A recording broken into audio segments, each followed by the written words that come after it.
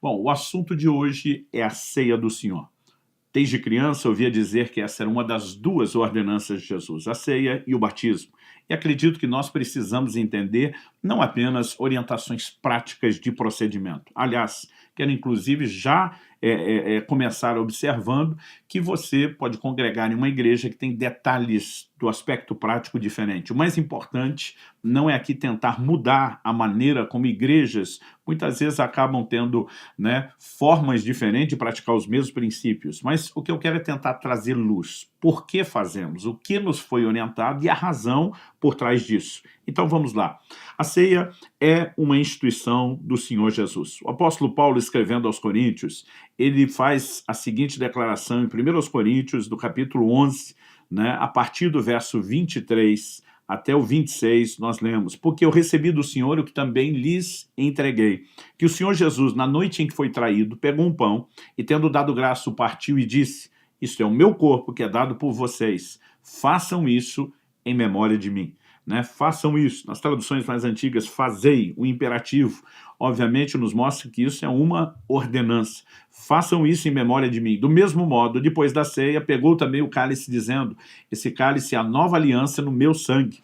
Façam isso todas as vezes que o beberem em memória de mim.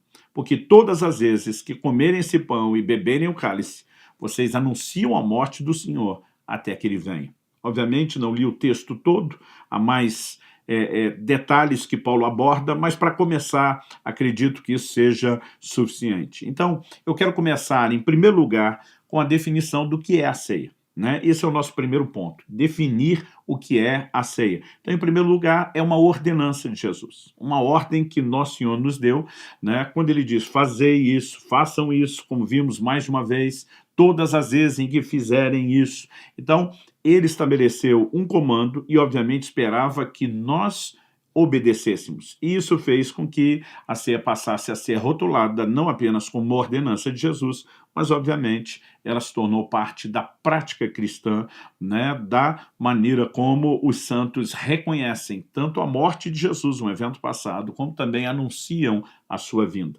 Segunda coisa que podemos destacar é que essa ceia é um ato memorial.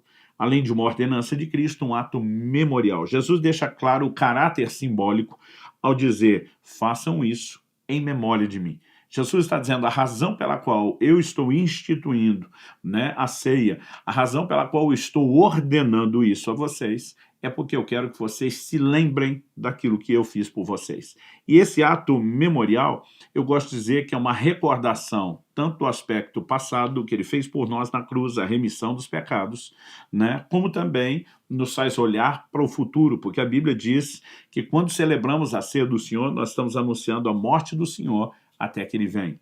Os elementos, portanto, o fruto da vide, o pão, são figurativos, não são literais. A Igreja Romana, por exemplo, ensina a doutrina da transubstanciação, que os elementos se transformam na hora da comunhão. Nós não cremos nisso em absoluto. Por outro lado, precisamos entender que, embora os elementos sejam simbólicos, a comunhão com o corpo, a comunhão com o sangue de Cristo, essa é verdadeira no plano espiritual. Porque dois extremos. Um é a doutrina da transubstanciação, dizer que os elementos se transformam. O outro é dizer que é tudo tão figurativo como se não houvesse nada de espiritual acontecendo.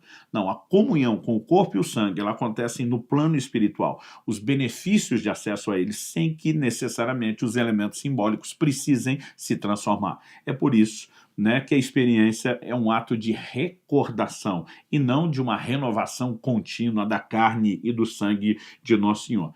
Terceiro lugar, muitas vezes na cultura ocidental nós não enxergamos isso, nós podemos destacar que é um ritual de aliança. Né? Os orientais, os povos antigos, davam muito valor às alianças, eles as respeitavam, e quando Jesus institui, né, exatamente o pão e o vinho como os elementos da ceia, eu, né, consigo entender que ele sabia exatamente o que é que ele estava fazendo.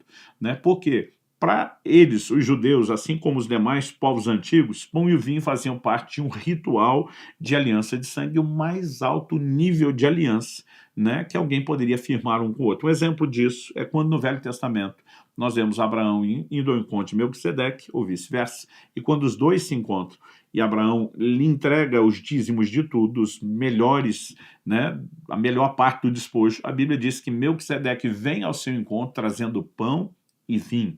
Né? Alguns acreditam, não, essa prática não era tão largamente usada por todos, né? Mas de fato, antes mesmo de que houvesse a clareza de entendimento, né, do que Jesus instituiria, nós temos tanto uma figura com Melquisedeque, que figura Cristo e o seu novo sacerdócio, como também vemos isso como parte, né, de um ritual que os povos antigos conheciam. E Jesus está dizendo que nós temos que recordar não apenas o que ele fez, mas a aliança firmada conosco. Nós ainda podemos destacar, em quarto lugar, que a ceia ela havia se tornado para os discípulos de Jesus um momento não só de comunhão com o corpo e o sangue de Cristo, os benefícios no plano espiritual, mas era também um tempo de comunhão entre os irmãos.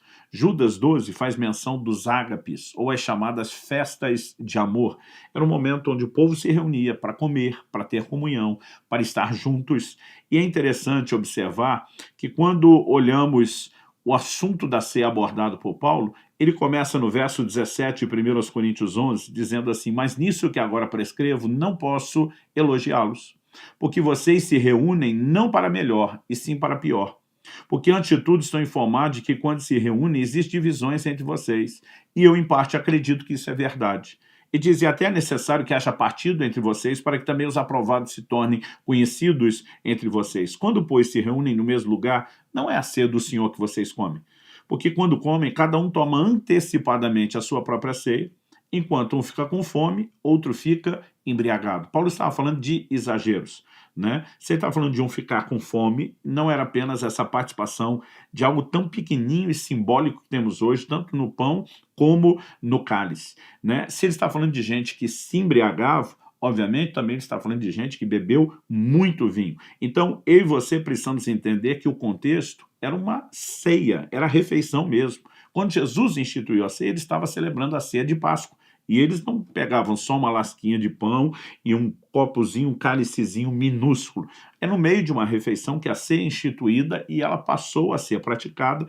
Temos indícios históricos dentro dessas festas de comunhão. Era também um tempo, né, de relacionamento entre os irmãos. Mas no verso 22 ele diz, será que vocês não têm casas onde podem comer e beber, ou menosprezam a igreja de Deus, envergonham os que nada têm? Que posso dizer a vocês, devo elogiá-los? Nisso certamente não posso elogiá-los. Então ele mostra que a maneira como estavam fazendo estava errada, principalmente no que dizia a respeito a essa perspectiva da comunhão, de partilharem toda a comida, de dividirem, de fazerem isso junto.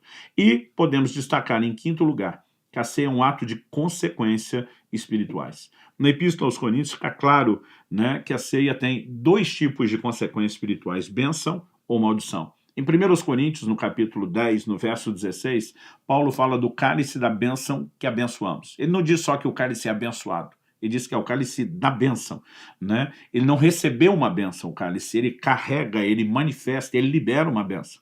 Mas, por outro lado, em 1 Coríntios, no capítulo 11, a partir do verso 27, quando o apóstolo Paulo começa a falar sobre a maneira correta de participar da ceia, ele diz assim, por isso aquele que comer o pão ou beber o cálice do Senhor indignamente, será réu do corpo e do sangue do Senhor.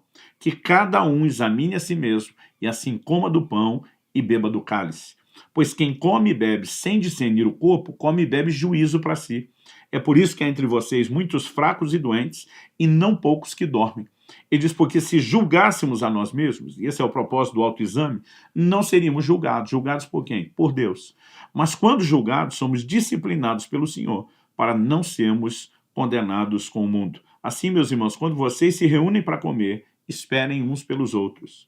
Se alguém tem fome, fome aqui no sentido de não poder esperar todo mundo chegar, que come em casa, a fim de que vocês não se reúnam para juízo. Quanto às demais coisas, eu as ordenarei quando for aí. Eu li até o verso 34. O que é que nós podemos entender e presumir dessa orientação? Que quem come e bebe sem discernir o corpo, o sangue do Senhor, come juízo para si.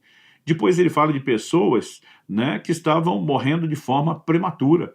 Né? Ele fala de pessoas que estavam fracas, doentes, e não poucos, traduzindo muitos, que já dormiam, sinônimo de morrer, gente que morreu prematuramente. Então, nós sabemos que a ceia é um ato de consequências espirituais. Se, né, provada, participada, vivenciada da forma correta, traz a liberação de bênçãos. Se participamos dela de forma errada, nós podemos ser julgados e experimentar maldição. Então, como disse antes, embora não vamos para o extremo da transubstanciação, não podemos ir para outro e dizer que tudo é tão só meramente simbólico que não haja consequências espirituais, porque a Bíblia deixa claro que essas consequências, para aqueles que dela participam, de fato, né, elas serão experimentadas, ou a bênção ou a maldição. A segunda coisa que eu quero destacar agora é quem participa da ceia do Senhor. Já dissemos que ela é tanto um ato memorial como um ritual de aliança. Como ato memorial, ela recorda a aliança firmada. Isso não significa que todas as vezes estejamos firmando uma nova aliança, mas que reconhecemos a aliança que Cristo estabeleceu conosco. Aliás, vale ressaltar que nos evangelhos vemos Jesus dando ênfase a isso. O próprio Paulo cita a declaração de Jesus: esse cálice é a nova aliança no meu sangue. Né? Jesus está destacando uma aliança que estava sendo firmada. Logo, nós precisamos entender que esse memorial, essa recordação, é para aqueles que já se encontram numa aliança com Cristo, ou seja, os que já nasceram de novo e que estão em plena comunhão com Deus. Porque vimos, ninguém pode participar do cálice do Senhor de modo indigno. Né? A Bíblia não está falando que nosso estilo de viver gera dignidade pessoal, né? No sentido de boas obras, dedicação que gera mérito, não. Mas a Bíblia está dizendo de pecados cometidos que ferem essa comunhão, né? E algo que eu gosto de destacar, se a ceia é justamente para recordar o perdão e a remissão dos pecados, que sentido faz praticarmos a ceia do Senhor vivendo deliberadamente em pecado? É uma contradição, né? Algumas pessoas não conseguem entender o nível de desrespeito que é: vamos obedecer o que Jesus mandou, de celebrar, né, a redenção dos pecados, fazendo isso em pecado. É quase como se a gente estivesse dizendo a ele: olha, não importa o quanto isso te custou, o quanto o Senhor sofreu, nós não estamos nem aí para isso, a ponto de ficar brincando com um assunto como esse. Então, é por isso que tem consequências espirituais quando alguém, né, espiritualmente falando, está zombando de Deus. Gálatas, capítulo 6, versos 7 e 8 diz: de Deus não se zomba. Outras versões diz: Deus não se deixa escarnecer. Tudo quanto o homem semear, isso também ceifará. Quem semeia na carne, da carne colhe corrupção. E o apóstolo ainda diz: mas quem semeia no Espírito, do Espírito colhe a vida eterna. Né? Alguém que está cultivando um estilo carnal de vida, numa prática pecaminosa, ainda vai lá brincar que está celebrando o perdão dos pecados, dos quais ele não quis se apartar, é por isso que ele vai atrair juízo sobre si. Então, a ceia é para quem? Para quem está em aliança com Cristo, em plena comunhão com Deus. Esse é o ponto de partida e acredito que, né, não há muito o que discutir. Agora, algumas igrejas adotam uma metodologia diferente de outras. Por exemplo, em algumas igrejas, o momento da ceia é totalmente aberto, participa quem quiser. Há igrejas que elas têm restrição e dizem: não, isso são só para os membros da nossa igreja, né, que estão em plena comunhão. Particularmente, onde Jesus está instituindo a ceia, eles não tinham denominações, eles não tinham rol de membros como nós temos hoje, e eram tratados como irmãos, como participantes do corpo de Cristo, e tendo direito a participar da ceia todos os que eram convertidos. Então, existe aquelas, né, igrejas que têm adotam um modo restrito, outras um modo ultra restrito. Particularmente, eu não creio que isso seja necessário, embora não esteja aqui tentando criticar quem, por algum motivo, possa ter adotado essa maneira de lidar, né, com a ceia do Senhor.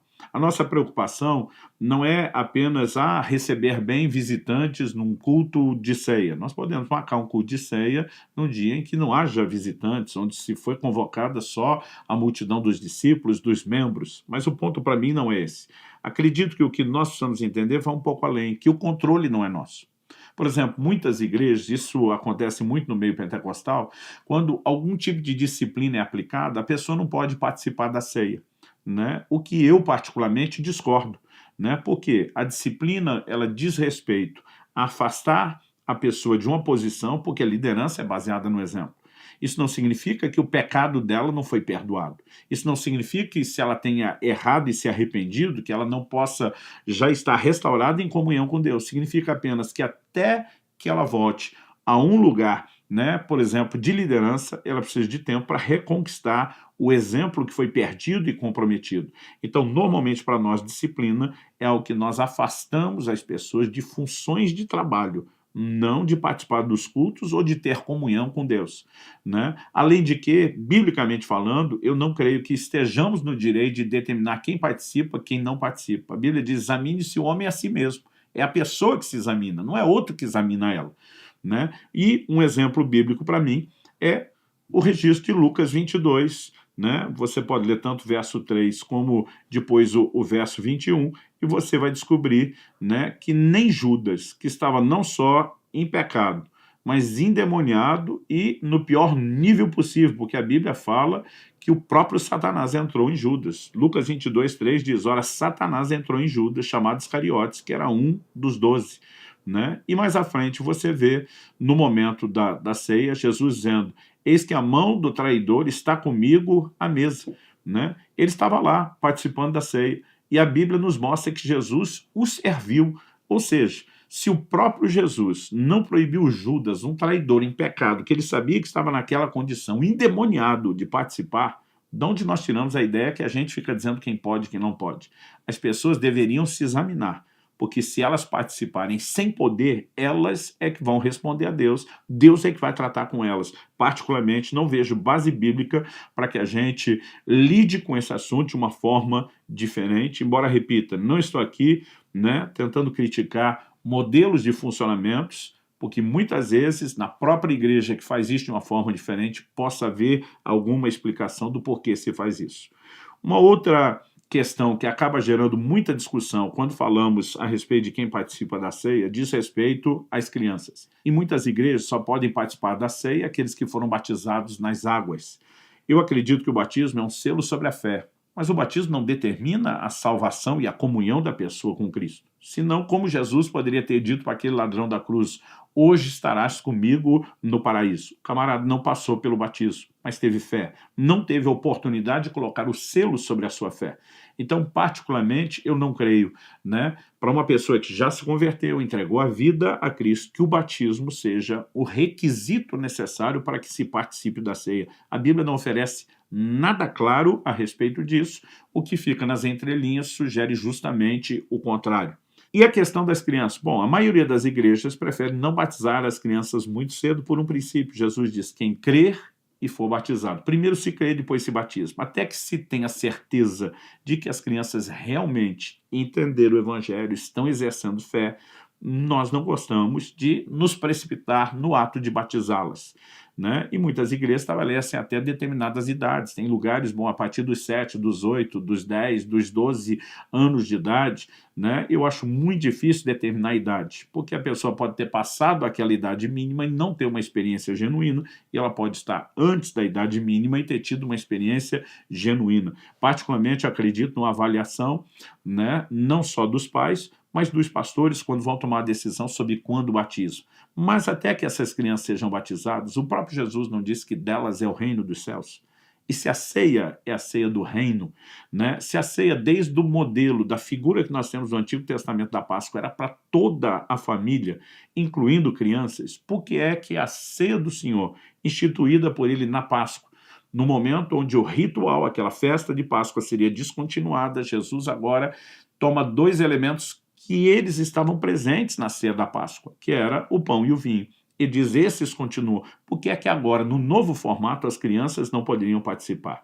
Então, normalmente instruímos os pais, na nossa igreja, que sempre ensinem os filhos a respeito do que significa aquilo para que não vire um ato de banalidade, mas particularmente nós não proibimos crianças, não proibimos visitantes, dizemos que biblicamente não somos nós quem restringe as pessoas, elas é que devem se examinar, mas orientamos dizendo a ceia é para os que estão em aliança com Cristo e em plena comunhão com o Senhor. Em terceiro lugar, eu quero abordar onde acontece a ceia do Senhor. Né? Não há um lugar determinado pelas Escrituras para se realizar a ceia. Né? Onde quer que estejam reunidos os cristãos, ela pode ser feita, ela pode ser realizada, né? Nós lemos em Atos capítulo 2, verso 46, que o pão era partido de casa em casa. Então, eles faziam a ceia também nas casas. Aliás, as igrejas se reuniam nas casas. E não faz sentido imaginar, né, que igrejas se reúnem nas casas não possam cear nas casas. Mas, em 1 Coríntios, no capítulo 11, no verso 18 e depois no 34, Paulo usa duas expressões, né, que nos dá a entender que eles tinham um ambiente que não era apenas as casas. Os grupos se reuniam nas casas, normalmente quando as igrejas estão começando, ou mesmo quando cresciam, né, podemos imaginar vários grupos em várias casas, mas obviamente com o crescimento da igreja, né, que em muitos lugares a Bíblia fala ali de milhares de cristãos, isso não tem casa onde caiba todo mundo. Então, Paulo usa duas expressões que nos faz imaginar o quê? O que hoje chamamos de um templo, de um auditório, de um lugar de culto e de reunião. 1 Coríntios 11, 18, né, Paulo diz, quando vos reunis na igreja. Nós sabemos que a igreja não é o prédio, né, mas passou a ganhar conotação de que muitas vezes era um auditório que se tornava o centro onde todos iriam congregar. Depois, no verso 34, ele diz, se alguém tem fome, come em casa, tipo, antes de vir para a ceia, o que, obviamente, não estava acontecendo mais na casa, pelo menos, no mínimo, não na casa da pessoa. Então, nós temos olhado para esse modelo bíblico e vemos uma igreja que se reunia tanto nas casas como no templo. Nós, como igreja local, né, estou falando pela igreja que eu tenho pastoreado e, na verdade, coordenado várias das nossas igrejas, nós temos uma prática. A ceia pode tanto ser celebrada nos grupos pequenos que se reúnem nas casas, como também pode ser celebrada na igreja, né? Ou naquele lugar da congregação de toda a igreja, onde reunimos todo o corpo. Usualmente, né, a gente tem feito ao longo do tempo tanto uma coisa como outra, mas a maior incidência dá lá no auditório, né, quando reunimos todo o corpo local. Quarto e último lugar, quando acontece? A maioria das igrejas costuma realizar a ceia uma vez por mês, né? E não comento isso em tom de crítica, porque nós também fazemos isso enquanto igreja local. Mas o fato é que, biblicamente falando, não há uma periodicidade definida pela Bíblia, né, quanto à celebração da ceia. Eu lembro de uma ocasião, por exemplo, no domingo, atualmente nós temos 4 cultos. Eu me lembro de um tempo atrás, uma pessoa que um dia ela me perguntou, pastor, o senhor não tomou ceia no primeiro culto? Eu falei, sim. Né? Uma pessoa que estava trabalhando nos 2 cultos da manhã, ela falou, mas o senhor tomou de novo no segundo. Eu falei, qual o problema? Ele falou, mas pode tomar 2 vezes? Tipo assim, o senhor não tem que esperar um mês, né? Não tem que levar tempo.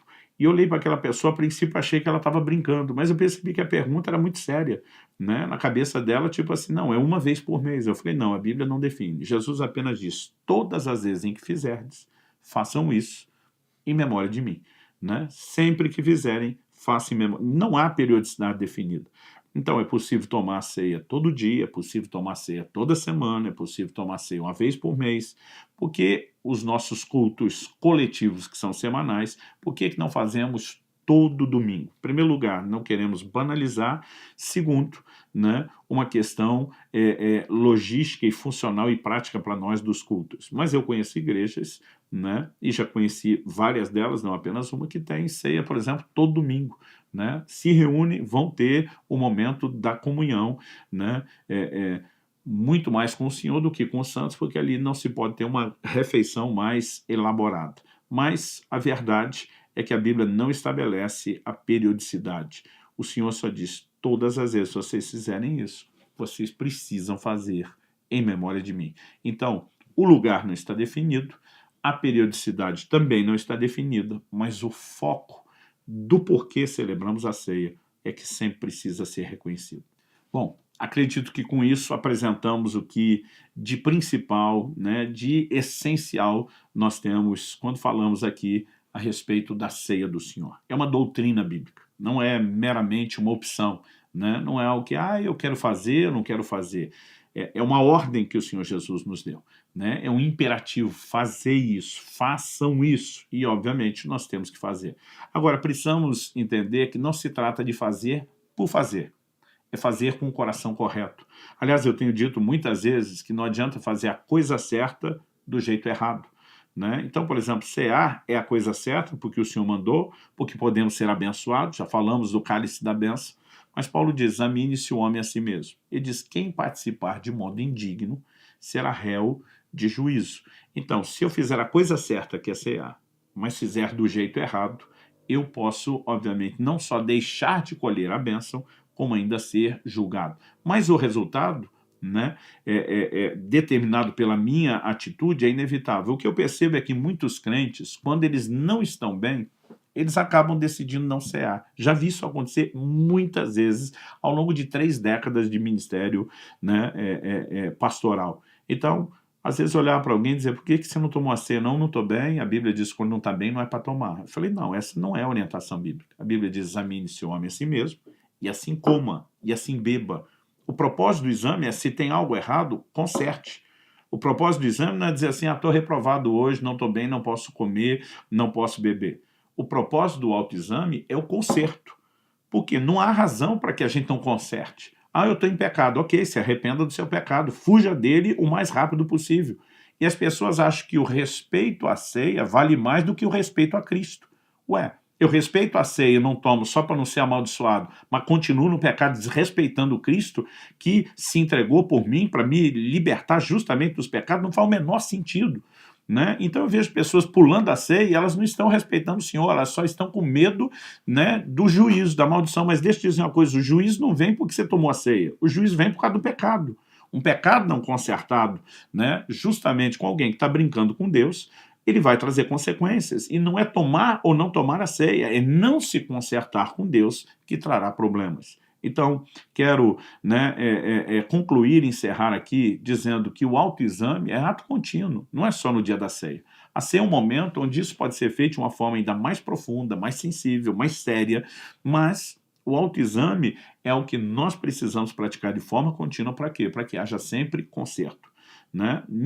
Ninguém alcançou o estágio da impecabilidade, mas a Bíblia diz, mas se confessarmos os nossos pecados, ele é fiel e justo para nos perdoar, nos purificar de toda injustiça. Quando um crente tropeça, quando ele erra o alvo, e esse é o sentido da palavra pecado no hebraico do Antigo Testamento e no grego do Novo, ele só precisa retomar a caminhada, voltar, se alinhar e caminhar em direção ao alvo. Então, eu encerro aqui encorajando você a que tenha sempre uma postura correta, mesmo quando não for dia de ceia. Tropeçou? Se arrependa o mais rápido possível. Conserte-se com Deus o mais rápido possível. Conserte com as pessoas que você possa ter falhado o mais rápido possível. Né? O próprio Jesus falou, você não vai oferecer uma oferta a Deus sabendo que o seu irmão não está bem com você. Vai reconciliar com ele primeiro. Então, eu tenho visto muitas vezes marido e mulher que precisam de uma conversa, de um momento de oração juntos antes da ceia. Isso não significa que é o único dia que eles devam se acertar.